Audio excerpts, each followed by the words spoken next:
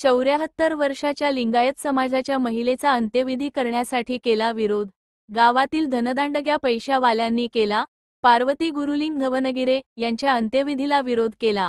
आज दिनांक 28 सप्टेंबर 2025 रोजी कोरेगाव येथील 74 वर्षाच्या लिंगायत समाजाच्या महिलेचा मृतदेह पोलीस ठाण्याच्या दारात आणला गेला आणि या महिलेचे मृतदेह पोलीस चौकी येथे घेऊन गेले असता तेथील पोलिसांनी म्हटले, या प्रकरणाचा व आमचा काहीच संबंध नाही, तुम्ही तहसील कार्यालयात जावा असे सांगितले। हाच मृतदेह घेऊन कर्जत जिल्हा अहिल्यानगर तहसील कार्यालयाच्या समोर ठेवण्यात आला होता। या महिलेला न्याय मिळाला नाही तर वंचित बहुजन आघाडी राज्यभर आंदोलन करेल। जय भीम, जय शिवराय। पाटेवाडी तालुका कर्जत जिल्हा अहिल्यानगर या ठिकाणी गेली 5 दिवसापूर्वी आदिवासी समाजातील महिलेला महाराष्ट्र शासनाच्या जागेमध्ये अंत्यविधी करण्यास विरोध केला। तो अंत्यविधी 2 दिवस त्या ठिकाणी झाला नाही। तो संपत नाहीच।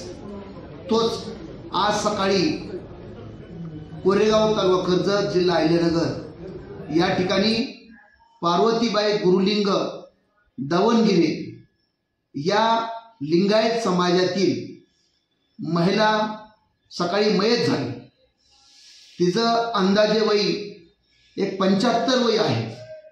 अशा त्या महिलेला त्यांच्याच मालकी हक्काच्या गेली अनेक दिवसापासून ज्या ठिकाणी ते अंत्यविधी करतात त्या ठिकाणच्या जागेमध्ये अंत्यविधीसाठी विरोध केला आणि ती आज महिला तिची असणारी डेड बॉडी घेऊन त्या समाजातील त्यांचे नातेवाईक कर्जत तहसील कार्यालयाच्या समोर न्यायासाठी ह्या ठिकाणी आंदोलन करीत आहेत। सकाळी 7 वाजता मयत झालेली महिला, आज पाऊस चालू आहे। पूर्ण महाराष्ट्रामध्ये ओला दुष्काळाची परिस्थिती निर्माण झालेली आहे। नदी नाले तुडुंब भरून वाहत आहेत। त्यांनी ती डेड बॉडी कर्जत पोलीस स्टेशनला आणली आणि तिथून पोलिसांनी नकार दिला।